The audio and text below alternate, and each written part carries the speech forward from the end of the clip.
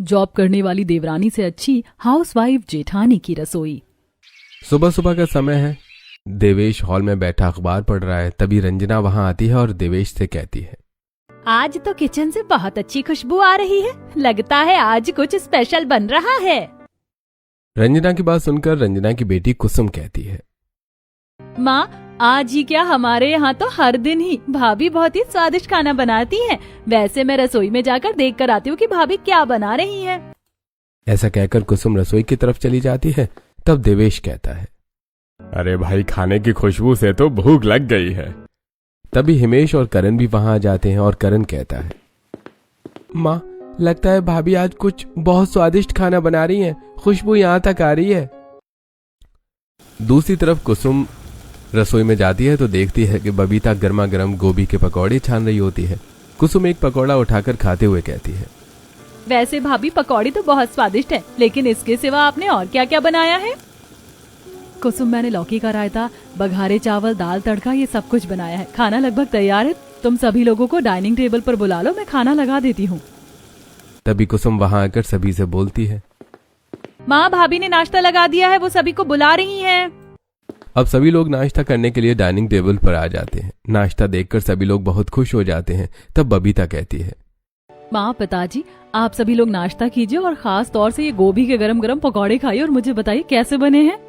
सभी लोग गोभी के गरम गरम पकौड़े खाते हैं और फिर बाकी का नाश्ता भी करते हैं और बहुत तारीफ करते हैं। तभी कुसुम कहती है, भाभी गोभी के पकौड़े तो लाजवाब बने, इसको मेरे टिफिन में जरूर रखना। फिर बबीता सभी को उनका टिफिन देती है। हिमेश और करण टिफिन लेकर ऑफिस चले जाते हैं और कुसुम भी कॉलेज चली जाती है। बबीता सारे घर को बहुत अच्छी तरह संभाल रही थी। रोज वो सुबह उठकर सभी के लिए स्वादिष्ट खाना बनाती है। सभी को खाना खिलाने के बाद वो घर की साफ सफाई करती है। फिर दोपहर में सभी के कपड़े धोती है और रात को खाना बनाती है। किसी को बबीता से कोई शिकायत नहीं थी। तभी एक दिन शाम को हिमेश बबीता से कहता है, बबीता आज मेरा कोई पार्सल आया था क्या?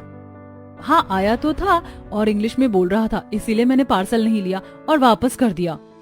ये सुनकर हिमेश गुस्सा होते हुए कहता है, बबीता मेरा इतना इंपॉर्टेंट पार्सल था वो, और तुमने उसे लिया नहीं बल्कि वापस कर दिया। अरे अगर इंग्लिश नहीं आती तो कम से कम साइन करके पार्सल तो ले लेती। तुम तो सचमुच एक नंबर की गवार हो। ये सुनकर बबीता रोने लगती है और अपने कमरे में चली जाती है। तभी देवेश कहता है, अरे हिमेश बेटा, तुझे बहू पर इस तरह गुस्सा नहीं होना चाहिए।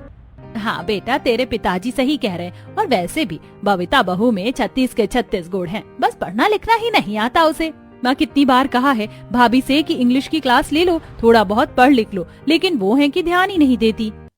ऐसे ही कुछ समय बीत जाता है। एक दिन शाम को सभी लोग बैठे बातें कर रहे थे। तभी करण वहां आता है तो रंजना उसे एक तस्वीर दिखाकर कहती है, अरे करण बेटा, तेरे ही बारे में बात कर रहे थे। हाँ जरा ये तस्वीर तो देख। इस लड़की का नाम शोभना है, बहुत अच्छी लड़की है और पढ़ी लिखी भी है। तुझे पसंद आ जाए तो हम बात आगे बढ़ाते हैं। तभी करण वहां बैठ जाता है और उस लड़की की तस्वीर को सामने से हटाते हुए कहता है, माँ पिताजी मुझे बहुत दिनों से आप लोगों से एक बात करनी थी। हाँ बेटा बोलो, क्या बात है? दरअसल पिताजी मैं अपने ऑफिस की एक लड़की को पसंद करता हूँ।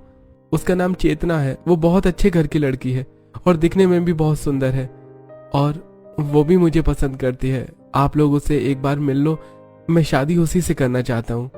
भैया ये तो बहुत अच्छी बात है कि आपने लड़की पहले से पसंद कर रखी है। बस मुझे एक बात जाननी है कि वो भाभी की तरह अनपढ़ तो नहीं है ना? नहीं कुसुम, वो मेरे साथ जॉब करती है। फिर तो ये बहुत अच्छी बात है। हम कल ही उस लड़की के घर चलते हैं और रिश्ता पक्का करते हैं।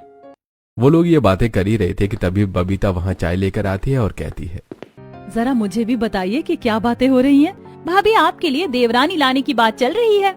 तभी कुसुम बबीता को सारी बातें बताती है। ये सुनकर बबीता भी बहुत खुश होती है।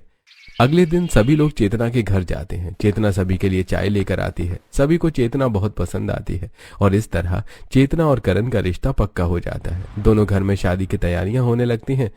एक दिन बबीता खाना बना रही थी। तभी कुसुम वहां आती है और कहती है, भाभी जल्दी करो, मुझे कॉलेज के लिए देर हो रही है और भैया भी ऑफिस के लिए लेट हो रहे हैं। हाँ हाँ कुसुम, आज ठंड की वजह से उठने में थोड़ा लेट हो गई थी, इसीलिए देर हो गई। बस मैं जल्दी से नाश्ता लगा देती हूँ। कुसुम वहां से चली जाती है और बबीता जल्दी जल्दी रोटियां बनाने लगती है। साथ ही मन में सोचती है, कुछ दिनों में देवरानी जी भी आ जाएंगी, हम दोनों साथ मिलकर काम करेंगे और फिर काम में देर भी नहीं होगी। बबीता जल्दी जल्दी रोटियां बना लेती है और सभी के लिए डाइनिंग टेबल पर नाश्ता लगा देती है। सभी लोग नाश्ता करते हैं और फिर हिमेश और करण टिफिन लेकर वापस ऑफिस चले जाते हैं और कुसुम कॉलेज चली जाती है। ऐसे कुछ दिन और बीत जाते हैं और करण की चेतना के साथ धूमधाम से शादी हो जाती है। गृह प्रवेश के बाद सभी लोग हॉल में बैठकर चेतना से बातें कर रहे थे, तभी रंजना कहती है, बहू, इस घर को अभी तक बबीता अकेले ही संभालती आई है। अब तुम दोनों को मिलकर इसे संभालना है, इसीलिए तुम सब कुछ बबीता बहू से सीख लेना। माँ जी, आप बिल्कुल चिंता मत कीजिए, मैं देवरानी जी को सब कुछ समझा दूंगी। ये सुनकर चेतना मन ही मन सोचती है, भला मैं इतनी पढ़ी लिखी हूँ, अब क्या मुझे इस गंवार से सीखना होगा। खैर, बोलने दो इन्हें, मैं तो वही करूंगी जो मुझे अच्छा लगता है। अगले दिन सुबह रंजना चेतना के कमरे में एक साड़ी लेकर जाती है और उसे देते हुए कहती है, बहू, मैं तेरे लिए साड़ी लेकर आई हूँ, इसे पहनकर जल्दी से तैयार होकर रसोई में चली जाओ और सभी के लिए खाना बना ले, और हाँ, साथ में कुछ मीठा जरूर लेना। जी माँ जी। ऐसा कहकर चेतना साड़ी ले लेती है और अपनी सास के कमरे से जाने के बाद चेतना साड़ी को बेड पर फेंकते हुए अपने आप से कहती है, अब क्या मैं उस अनपढ़ गंवार की तरह साड़ी पहनकर रहूंगी? My foot. अब चेतना एक मॉडर्न वन पीस पहनकर तैयार हो जाती है और फिर रसोई में जाती है तो देखती है कि उसकी जेठानी चाय बना रही थी। उसे देखकर चेतना मन में सोचती है, हे भगवान, अब मुझे इतने सारे लोगों का खाना बनाना पड़ेगा। ऐसा करती हूँ, अपनी जेठानी को बेवकूफ बनाकर उसी से खाना बनवा लेती हूँ। यही सोचकर चेतना अपनी जेठानी के पास जाती है। तभी बबीता उसे देखकर कहती है, देवरानी जी, आ गई आप? आज आपकी पहली रसोई है। मैंने सब कुछ निकाल कर रख दिया है और चाय मैंने खुद बना ली है, तो बाकी का खाना आप बना लीजिए। ये सुनकर चेतना बहुत उदास हो जाती है। तब बबीता कहती है, क्या हुआ देवरानी जी, आप इतनी परेशान क्यों लग रही हैं? क्या बताऊं भाभी, मैंने अपने घर पर कभी काम नहीं किया। माँ जी ने मुझे कहा कि मैं पहली रसोई का खाना बना लूं, लेकिन सच बताऊं तो मुझे खाना बनाना आता ही नहीं है। अब तो मुझे बहुत डांट पड़ने वाली है। प्लीज भाभी, आप मेरी मदद करो ना, आप खाना बना दो। अरे देवरानी जी, इसमें इतना परेशान होने वाली कोई बात नहीं, मैं हूँ ना, मैं खाना बना देती हूँ और आप खाने को हाथ लगा देना। इस तरह आपका शगुन भी हो जाएगा और आपको डांट भी नहीं पड़ेगी। अब चेतना स्लैब पर बैठकर वहां रखे लड्डू खाती है और साथ में मोबाइल चलाती है। थोड़ी देर बाद जेठानी के कहने पर वो सब्जियां काट देती है और खाने में चम्मच चला देती है। इस तरह बबीता सारा खाना बनाकर तैयार कर देती है। चेतना सभी के लिए खाना लगाती है। सभी लोग खाना खाकर चेतना की तारीफ करते हैं। तभी रंजना कहती है, अरे वाह बेटा, तूने तो बहुत अच्छा खाना बनाया है। हाँ बहू, हमें तो लगा था तुम शहर की हो, पता नहीं तुम्हें खाना बनाना आता भी है या नहीं, लेकिन तुम तो बहुत अच्छा खाना बनाती हो। यह सुनकर चेतना भी बहुत खुश हो जाती है। तभी रंजना कहती है, अब मैं निश्चिंत हो गई हूँ कि मेरी दो बहुएं हैं, दोनों ही मिलकर घर संभाल लेंगी। जी माँ जी। ऐसे ही एक दिन बीत जाता है। अगले दिन भी चेतना रसोई में जाती है और बबीता से कहती है, बबीता भाभी, मैं आपकी थोड़ी मदद कर देती हूँ, प्लीज खाना आप ही बना लो। वैसे भी आप बहुत अच्छा खाना बनाती हो। ठीक है चेतना, तुम सब्जियां काट लो, तब तक मैं चाय बनाकर सभी को दे देती हूँ। अब बबीता चाय छानकर सभी को चाय देने के लिए जाती है। थोड़ी देर बाद रसोई में वापस आती है। चेतना सब्जियां काट रही थी, बबीता सारे बर्तन धोती है, उसके बाद आटा गूंथती है और फिर सब्जी, रोटी, दाल, चावल बनाकर तैयार कर देती है। चेतना नाश्ता लगा देती है। ये देखकर रंजना कहती है, कितना अच्छा लग रहा है, मेरी दोनों बहुएं साथ में मिलकर काम कर रही हैं। रंजना जी, तुम बिल्कुल सही कह रही हो, खाना भी दोनों ने मिलकर बहुत अच्छा बनाया है। और इस तरह सभी लोग तारीफ करते हुए खाना खा लेते हैं। ऐसे कुछ दिन बीत जाते हैं। एक दिन चेतना रात को करण से कहती है, करण, कल से मेरी छुट्टियां खत्म हो रही है और मुझे ऑफिस ज्वाइन करना है। तुमने माँ जी और बाकी लोगों को बता दिया है ना कि मैं कल से ऑफिस ज्वाइन करूंगी? नहीं चेतना, घर में इतनी खुशी का माहौल था, इसलिए मैंने बताना ठीक नहीं समझा। कल तुम तैयार हो जाना, मैं सबको बता दूंगा। अब दोनों सो जाते हैं। अगले दिन चेतना सुबह उठकर ऑफिस के लिए तैयार हो जाती है। इधर चेतना को रसोई में न देखकर रंजना बबीता से कहती है, क्या बात है बबीता बहू, आज चेतना बहू रसोई में नहीं आई? उसकी तबीयत तो ठीक है ना? हाँ माँ जी, मैं भी यही सोच रही थी, रोज तो आ जाती है, आज नहीं आई। ऐसा करती हूँ, मैं जाकर देखती हूँ। तभी वहाँ पर चेतना ऑफिस की ड्रेस में रेडी होकर आ जाती है और कहती है, माँ जी, मुझे कुछ नहीं हुआ, बल्कि अब मेरी छुट्टियाँ खत्म हो गई हैं और आज से मैं ऑफिस ज्वाइन कर रही हूँ। ये सुनकर रंजना और बबीता दोनों चौंक जाती है। तब रंजना कहती है, बहू, तुमने तो हमें बताया ही नहीं था कि तुम शादी के बाद भी जॉब करोगी। माँ जी, करण को सब कुछ पता है, करण ने आप लोगों को नहीं बताया, तो उसमें मेरी कोई गलती नहीं है। भाभी, मैं ऑफिस के लिए लेट हो रही हूँ, अगर कुछ नाश्ता हो तो प्लीज मुझे दे दो। हाँ हाँ चेतना, तुम डाइनिंग टेबल पर जाकर बैठो, मैं नाश्ता लगा देती हूँ। अब बबीता सभी के लिए नाश्ता लगाती है। तब तक करण भी तैयार होकर आ जाता है। करण और चेतना जल्दी जल्दी नाश्ता करते हैं और ऑफिस के लिए निकल जाते हैं। उनके जाने के बाद रंजना कहती है, सोचा था कि चेतना बहू के आने के बाद बबीता बहू को थोड़ा आराम मिलेगा और दोनों बहुएं मिलजुल कर काम किया करेंगी, लेकिन अब अगर चेतना बहू ऑफिस जाएगी तो बबीता बहू को सारा काम अकेले ही करना पड़ेगा और ये तो कोई अच्छी बात नहीं है। माँ जी, आप इतनी चिंता क्यों करती हैं? जब चेतना नहीं आई थी तब भी तो घर का सारा काम मैं संभाल लिया करती थी ना, और वैसे भी ऑफिस से आने के बाद चेतना मेरी खुद ही मदद करेगी, आप परेशान मत हो। माँ, बबीता सही कह रही है। वैसे भी वो पढ़ी लिखी है, शादी के पहले भी जॉब करती थी। वो तो अब वो घर में थोड़ी ना बैठेगी, करने दो ना उसे जॉब। तभी हिमेश भी अपना टिफिन लेकर ऑफिस चला जाता है। अब बबीता सारे बर्तन लेकर रसोई में जाती है। पहले वो बर्तन धोने के लिए नल चालू करती है, फिर ठंडे पानी से बर्तन धोते हुए कहती है, हाँ, पानी तो इतना ठंडा हो रहा है जैसे कि सारी ठंड इस पानी में आ गई हो। ऐसा करती हूँ, जल्दी से सारा काम कर लेती हूँ, फिर छत पर जाकर थोड़ी देर धूप सेक लूंगी। अब बबीता जल्दी जल्दी बर्तन धोती है और रसोई की साफ सफाई करती है। उसके बाद घर के बाकी काम निपटा कर वो छत पर धूप सेकने के लिए चली जाती है। थोड़ी देर बाद रंजना भी धूप सेकने छत पर आ जाती है। सास बहू धूप सेक रही थी कि तभी पड़ोसन आशा अपनी छत पर आती है और कहती है, रंजना बहन, दोनों सास बहू धूप सेक रही हो, लगता है घर का सारा काम खत्म हो गया है। हाँ आशा बहन, बहू ने सारा काम निपटा लिया है, बस इसीलिए धूप सेकने छत पर चले आए। अब तो तुम्हारी दो बहू हैं, दोनों मिलकर काम संभाल लेती होंगी और बबीता को अकेले सारा काम नहीं करना पड़ता होगा, वरना पहले तो बेचारी सारा काम अकेले ही किया करती थी। आशा की बात सुनकर रंजना कुछ नहीं कहती। ऐसे ही समय बीत रहा था। अब रोज चेतना सुबह सुबह तैयार होकर ऑफिस चली जाती है और शाम को ऑफिस से आकर अपने कमरे में आराम करती है। फिर खाना खाने के समय पर वो डाइनिंग टेबल पर आ जाती है और खाना खाकर फिर से वापस अपने कमरे में चली जाती है। बेचारी बबीता रसोई में सारा काम अकेले करती है। ये देखकर रंजना को बहुत बुरा लगता था। एक दिन रंजना चेतना से कहती है, चेतना बहू, मैं देख रही हूँ कि तुम रोज सुबह उठकर ऑफिस चली जाती हो और बबीता बहू को घर का सारा काम अकेले ही करना पड़ता है। शाम को भी तुम ऑफिस से आकर अपने कमरे में चली जाती हो और बेचारी बबीता बहू अकेले सारा काम करती है। माँ जी, मैं जानती हूँ कि जेठानी जी अकेले सारा काम करती हैं, लेकिन मैं अपना ऑफिस तो नहीं छोड़ सकती हूँ ना। बहू, मैंने तुम्हें तुम्हारा ऑफिस छोड़ने के लिए नहीं कहा है। तुम ऐसा करो कि सुबह का नाश्ता और टिफिन बनाकर ऑफिस जाया करो, बाकी का काम बबीता बहू खुद ही कर लेगी। ठीक है माँ जी, अगर आप ऐसा चाहती हैं तो कल से मैं नाश्ता बनाकर ही ऑफिस जाया करूंगी। अगले दिन चेतना उठती है और रसोई में जाती है। वो जल्दी से आटा गूंथकर कुछ रोटियां बनाती है और साथ ही टमाटर की चटनी बना देती है। फिर वो टमाटर की चटनी और रोटी के साथ चाय और ब्रेड डाइनिंग टेबल पर लगा देती है और कहती है, माँ जी, मुझे ऑफिस जाना था, इसीलिए जल्दी में मुझसे इतना ही बन पाया। मुझे देर हो रही है, मुझे भी तैयार होना है। आप लोग नाश्ता कर लीजिए, मैं रेडी होकर आती हूँ। ऐसा कहकर चेतना अपने कमरे में चली जाती है। नाश्ता देखकर देवेश कहता है, अरे ये कैसा नाश्ता बना दिया है? टमाटर की चटनी और रोटी नाश्ते में कौन खाता है? बबीता भाभी तो कितना अच्छा नाश्ता और खाना बनाकर हमें दिया करती थी। मैं आज ये नाश्ता अपने कॉलेज लेकर नहीं जाऊंगी, मैं रास्ते से ही कुछ पैक करा लूंगी। ऐसा कहकर कुसुम गुस्से में उठकर वहां से चली जाती है। तब हिमेश कहता है, माँ, पिताजी, आज तो हम सब ये नाश्ता कर लेते हैं, लेकिन कल से ऐसा नहीं चलेगा।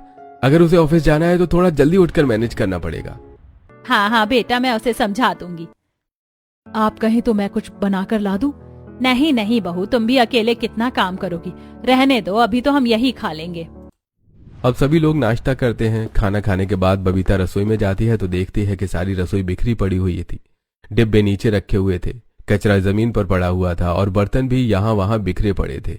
ये देखकर बबीता अपने आप से कहती है, हे भगवान, देवरानी जी ने खाना कम बनाया और रसोई ज्यादा गंदी की है। इसे साफ करने में तो मुझे पूरा 1 घंटा लग जाएगा। तभी रंजना भी रसोई में आती है और वो भी रसोई को इतना बिखरा हुआ देखकर परेशान हो जाती है और कहती है, बाप रे, इस लड़की ने किचन कितना गंदा कर रखा है। बबीता बहू, तुम तो ये सब रहने दो, शाम को चेतना आएगी तो खुद ही साफ करेगी। नहीं नहीं माँ जी, चेतना ऑफिस से आकर काफी थक जाती है, मैं साफ सफाई कर लेती हूँ और चेतना से कह दूंगी कि अगली बार वो थोड़ा ध्यान से काम करे ताकि रसोई इतनी गंदी ना हो। अब बबीता रसोई की सफाई में लग जाती है। सबसे पहले तो वो सारे गंदे बर्तन सिंक में डालती है, उसके बाद रसोई का स्टैंड पोंछती है, फिर गैस साफ करती है और अंत में पोछा लगाकर रसोई को साफ करती है। शाम हो जाती है और चेतना ऑफिस से घर आती है। घर आती वो सामने बैठी हुई बबीता से कहती है, बबीता भाभी, आज ऑफिस में काम ज्यादा था तो मैं बहुत थक गई हूँ। प्लीज मुझे एकदम गर्मा गर्म कॉफी मिलेगी क्या? प्लीज मेरे रूम में पहुंचा दो। ऐसा कहकर चेतना अपने कमरे में चली जाती है। बबीता कॉफी बनाने के लिए रसोई में चली जाती है और ये देखकर देवेश कहता है, देख रही हो रंजना, हमारी बबीता बहू के साथ ये सब अच्छा नहीं हो रहा है। तुम्हें ये सब रोकना चाहिए। ठीक है जी, मैं आज ही चेतना से बात करूंगी। थोड़ी देर बाद बबीता चेतना के कमरे में कॉफी लेकर जाती है और कॉफी देते हुए कहती है, चेतना, तुम कॉफी पीकर आराम कर लो, उसके बाद रसोई में मेरी मदद कर देना। वैसे भी आज मेरी तबीयत कुछ ठीक नहीं लग रही है। ठीक है भाभी, मैं कर दूंगी। बबीता ऐसा कहकर चली जाती है। तब चेतना कॉफी पीते हुए अपने आप से कहती है, इन्होंने मुझे समझ क्या रखा है? मैं जॉब भी करूं और घर का काम भी करूं? बिल्कुल नहीं करूंगी, बल्कि मैं तो कॉफी पीकर सो जाऊंगी। अब चेतना कॉफी पीकर सो जाती है। बबीता काफी देर रसोई में चेतना का इंतजार करती है, लेकिन जब वो नहीं आती तो बबीता खुद ही सभी का खाना बना लेती है और फिर सभी के लिए डाइनिंग टेबल पर लगा देती है खाना। तब रंजना कहती है, बबीता बहू, चेतना बहू रसोई में नहीं आई क्या? नहीं माँ जी, मैंने कहा तो था चेतना से कि आज मेरी तबीयत थोड़ी ठीक नहीं है तो मेरी मदद कर देना, लेकिन शायद वो सो गई। कुसुम, जाओ जरा चेतना को बुला कर लाओ। अब कुसुम चेतना के कमरे में जाती है और उसे जगाकर कहती है, चेतना भाभी कितना सोगी? उठ जाओ, माँ बुला रही हैं। थोड़ी देर बाद चेतना उठकर बाहर आती है। तब रंजना कहती है, ये क्या बहू, तुम ऑफिस से आने के बाद सो गई? बबीता बहू की तबीयत ठीक नहीं थी तो तुम्हें उसकी मदद करवानी चाहिए थी ना। माँ जी, मैं ऑफिस से आकर थक जाती हूँ। बबीता भाभी वैसे भी घर में रहकर करती ही क्या है, घर का काम तो कर ही सकती हैं। और प्लीज मुझे इतनी सी बात पर सुनाने की कोई जरूरत नहीं है। वैसे भी सुबह का नाश्ता तो मैं बना कर गई थी ना। चेतना, माँ जी से बात करने का ये क्या तरीका है तुम्हारा? तुम ऑफिस जाकर किसी पर एहसान नहीं करती हो। और तुमने नाश्ता ही क्या बनाया था सुबह, जिसके बारे में बता रही हो? हरे टमाटर की चटनी और रोटी नाश्ते में कौन खाता है? और रसोई तुमने इतनी गंदी कर दी थी, वो अलग। चेतना, बबीता भाभी बिल्कुल सही कह रही हैं। तुम ऑफिस जाती हो इसका मतलब ये नहीं है कि घर के किसी काम की जिम्मेदारी तुम्हारी नहीं है। और माँ से तो तुम्हें ऐसे बात नहीं करनी चाहिए थी। ठीक है करण, मैं कल से अपने हिस्से का काम करके ऑफिस जाया करूंगी। उसके बाद हिमेश कहता है, चलो भाई बात खत्म करो, अब सभी लोग खाना खा लो। अब सभी लोग खाना खा लेते हैं। अगले दिन चेतना सुबह उठती है और जल्दी जल्दी से वो दाल चावल और आलू की सब्जी बना देती है और रसोई को पूरा बिखरा छोड़कर ऑफिस चली जाती है। उसके जाने के बाद सभी लोग नाश्ता करते हैं। नाश्ता किसी को पसंद नहीं आता है। वहीं बबीता को रसोई की साफ सफाई करने में बहुत देर लग जाती है। अब तो ये रोज की बात हो गई थी। चेतना रोज ही नाश्ते में हल्का फुल्का कुछ बना देती और रसोई को गंदा छोड़कर ऑफिस चली जाती है और वापस आकर भी वो अपने कमरे में जाकर आराम करती है और सारा काम बबीता को करना पड़ता है। कई बार समझाने के बाद भी जब चेतना नहीं समझती तब एक दिन रंजना अपने आप से कहती है, चेतना बहू को समझाने पर कोई फर्क नहीं पड़ता है और बेचारी बबीता बहू का सारा समय रसोई में खाना बनाने और घर की साफ सफाई में निकल जाता है। चेतना बहू को सबक सिखाने के लिए कुछ तो करना पड़ेगा। तभी एक दिन सभी लोग हॉल में बैठे हुए थे। तभी चेतना भी ऑफिस से आ जाती है। वो अपने रूम में जाती है और चेंज करके हॉल में आकर बैठती है। तब तक बबीता सभी के लिए कॉफी ले आती है। चेतना भी कॉफी लेते हुए कहती है, ओ थैंक यू सो मच भाभी। उसकी बात सुनकर अब रंजना बबीता से कहती है, बबीता बहू, जब से तू शादी करके आई है तब से तू अपने पति के साथ कहीं घूमने नहीं गई। तो दिन भर घर के काम में ही लगी रहती है। मैं तो कहती हूँ कि अब तुम दोनों कुछ दिन की छुट्टियाँ निकालकर बाहर घूम कर आओ। काम का क्या है, वो कुछ दिनों तक चेतना बहू अकेले ही संभाल लेगी। ये सुनकर चेतना चौंक जाती है और कहती है, माँ जी, मैं रसोई का काम अकेले? तो क्या हुआ चेतना बहू, तुम ऑफिस जाती हो तब भी तो बबीता बहू अकेले सारा काम संभालती है। उसके पीछे तुम कुछ दिन तो सब कुछ संभाल सकती हो ना। हाँ बबीता बहू, रंजना सही कह रही है। मैं तुम दोनों की टिकट बुक करवा देता हूँ। तुम लोग मनाली घूमने के लिए चले जाओ। सुना है अभी वहाँ का मौसम बहुत अच्छा है। ठीक है माँ जी, जैसा आप लोग कहें। दिनेश बबीता और हिमेश की टिकट मनाली के लिए बुक कर देता है और अगले दिन बबीता हिमेश मनाली घूमने के लिए चले जाते हैं। आज संडे था, इसलिए उनके जाने के बाद कुसुम चेतना से कहती है, भाभी आज संडे है इसीलिए चलिए मैं आपके साथ खाना बनवा लेती हूँ। कल से तो आपको खाना खुद ही बनाना है। अब कुसुम और चेतना रसोई में जाती है। कुसुम सब्जियां काटती है और चेतना आटा गूंथती है। फिर दोनों मिलकर रोटी बना लेते हैं। तभी चेतना कुसुम से कहती है, कुसुम, मैं रसोई की सफाई कर लेती हूँ और तुम सब्जी बना लो। कुसुम सब्जी बना लेती है। दोनों मिलकर खाना डाइनिंग टेबल पर लगा देती हैं। सभी लोग खाना खाते हैं और अपने कमरों में आराम करने चले जाते हैं। अगले दिन सुबह चेतना सो रही थी। तभी रंजना उसके कमरे में आती है और उसे जगाते हुए कहती है, चेतना बहू, जल्दी से उठ जाओ, तुम्हें भी ऑफिस जाना है और बाकी लोगों को भी ऑफिस जाना है। तुम्हें सबका नाश्ता भी बनाना है और टिफिन भी तैयार करना है। रंजना की बात सुनकर चेतना चौंक कर उठ जाती है और कहती है, हाँ माँ जी, आप सही कह रही हैं। मैं तो भूल ही गई थी कि आज का काम मुझे अकेले ही करना है। अब चेतना जल्दी जल्दी रसोई में जाती है और नाश्ता बनाना शुरू करती है। तभी वहाँ पर कुसुम आती है और कहती है, चेतना भाभी नाश्ता बना कि नहीं? मुझे कॉलेज के लिए लेट हो रहा है। कुसुम, मैं तो अभी अभी रसोई में आई हूँ, बस बना ही रही हूँ, प्लीज तुम मेरी मदद कर दो। भाभी आपको तो पता है कि मुझे कॉलेज जाना है और अभी तो मेरे प्रैक्टिकल स्टार्ट है, चाहकर भी मैं आपकी कोई मदद नहीं कर सकती। आप जल्दी नाश्ता लगा दो, तब तक मैं तैयार हो जाती हूँ। ऐसा कहकर कुसुम तैयार होने के लिए अपने कमरे में चली जाती है। चेतना जल्दी जल्दी आलू और गोभी काटती है। वो आलू और गोभी की सब्जी को तड़का देती है। उसके बाद दाल और चावल भी चढ़ाती है। साथ ही वो जल्दी से आटा गूंथती है और फटाफट रोटियां बनाती है। उसके बाद चेतना सभी को नाश्ता लगाती है और फिर कहती है, आप लोग नाश्ता कर लीजिए, मुझे पहले ही बहुत देर हो चुकी है, मैं तैयार होकर आती हूँ। चेतना अपने कमरे में जाती है। वो जल्दी जल्दी तैयार होती है और मन ही मन सोचती है, हे भगवान, आज तो नाश्ता बनाने में इतनी देरी हो गई। बबीता भाभी रहती थी तो सब कुछ मैनेज कर लेती थी, मुझे अकेले सब कुछ मैनेज करना पड़ रहा है, मुझे बहुत मुश्किल हो रही है। चेतना जल्दी जल्दी तैयार होती है। फिर वो डाइनिंग टेबल पर आती है और एक ब्रेड उठाकर खाते हुए कहती है, माँ जी मुझे काफी देर हो गई, तो प्लीज आप सभी का टिफिन पैक कर देना, मैं जा रही हूँ। अरे बहू, नाश्ता तो करती जाओ। नहीं माँ जी, मैं पहले ही बहुत लेट हो गई हूँ, मुझे डांट पड़ेगी। ऐसा कहकर चेतना ऑफिस के लिए निकल जाती है। रंजना जल्दी से सभी का टिफिन पैक करती है और सभी को टिफिन लाकर दे देती है। टिफिन लेकर हिमेश और करण भी ऑफिस के लिए निकल जाते हैं। साथ ही कुसुम भी कॉलेज चली जाती है। अब रंजना वापस रसोई में आती है तो देखती है कि रसोई बहुत ही बिखरी पड़ी हुई थी। ये देखकर रंजना अपने आप से कहती है, हे भगवान, चेतना बहू ने रसोई हमेशा की तरह कितनी बिखेर कर रखी है, मुझसे तो ये साफ सफाई नहीं होगी, वही आकर करेगी। ऐसा कहकर रंजना बाहर जाकर धूप में बैठ जाती है। शाम को चेतना ऑफिस से काफी थकी हुई घर आती है और वो अपने रूम में जाकर कपड़े बदलकर लेटकर आराम करती है। तभी रंजना वहां आती है और कहती है, अरे बहू, सुबह रसोई इतनी गंदी करके गई थी, रसोई वैसे ही गंदी पड़ी है, जा जाकर साफ कर ले और खाना बना ले। हाँ माँ जी, बस थोड़ी देर में जाती हूँ। थोड़ी देर बाद चेतना रसोई में जाती है और गंदी रसोई को देखकर अपने आप से कहती है, हे भगवान, मैं रसोई इतनी गंदी छोड़ के गई थी, मुझे तो यकीन ही नहीं आता। बेचारी बबीता भाभी मेरे ऑफिस जाने के बाद कितना सारा काम करती थी, अब ये सारा काम मुझे करना पड़ेगा। ऐसा कहकर चेतना रसोई की सफाई में लग जाती है। सबसे पहले वो सारे गंदे बर्तन सिंक में डालती है। उसके बाद गैस पोंछती है, फिर बर्तन धोकर जमा देती है और रसोई की साफ सफाई करती है। फिर वो खाना बनाना शुरू करती है। वो दाल, चावल, आलू, टमाटर की सब्जी और रोटी बना लेती है और सभी को खाना सर्व करती है। सभी के साथ रंजना भी खाना खाती है और वो काम करके काफी थक चुकी थी। तभी अपने कमरे में जाकर कपड़े बदलकर वो लेट जाती है और अपने आप से कहती है, हे भगवान, जब बबीता भाभी थी तो सब कुछ देख लिया करती थी और मुझे कुछ भी मुश्किल नहीं होती थी, अब तो मुझे सब कुछ संभालना पड़ रहा है, बहुत दिक्कत हो रही है। काश मैं बबीता भाभी के साथ सारा काम करवाती और साथ ही सब कुछ सीख लेती, तो आज मुझे ये दिन ना देखना पड़ता। ऐसे ही कुछ दिन बीत जाते हैं और चेतना घर का काम और ऑफिस को मैनेज नहीं कर पा रही थी। जहां एक तरफ उसे अपनी सास से डांट खानी पड़ रही थी, तो वहीं दूसरी तरफ उसे अपने ऑफिस में भी अपनी बॉस की डांट सुननी पड़ रही थी।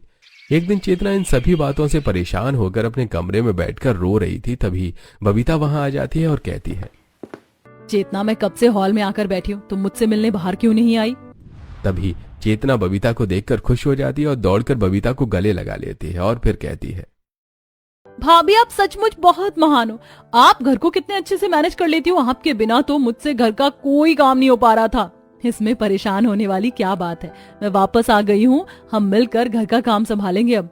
हाँ बबीता भाभी, अब आप आ गई हो, मुझे विश्वास है कि सब कुछ ठीक हो जाएगा और प्लीज आप मुझे भी माफ कर दो। मैं हमेशा सब कुछ आप पर ही छोड़ दिया करती थी, आपकी गैर मौजूदगी ने मुझे सिखा दिया कि साथ मिलकर काम करने में ही भलाई है। ऐसा कहकर चेतना फिर से बबीता को गले लगा लेती है और पीछे खड़े सभी लोग ये देखकर मुस्कुरा उठते हैं और देवेश धीरे धीरे से रंजना के कान में कहता है, रंजना, तुम्हारी प्लानिंग तो सक्सेस हो गई, मुबारक हो। रंजना मुस्कुरा देती है। अब दोनों बहुएं साथ मिलजुल कर सारा काम करती हैं और परिवार के साथ खुशी खुशी अपना जीवन गुजारती हैं।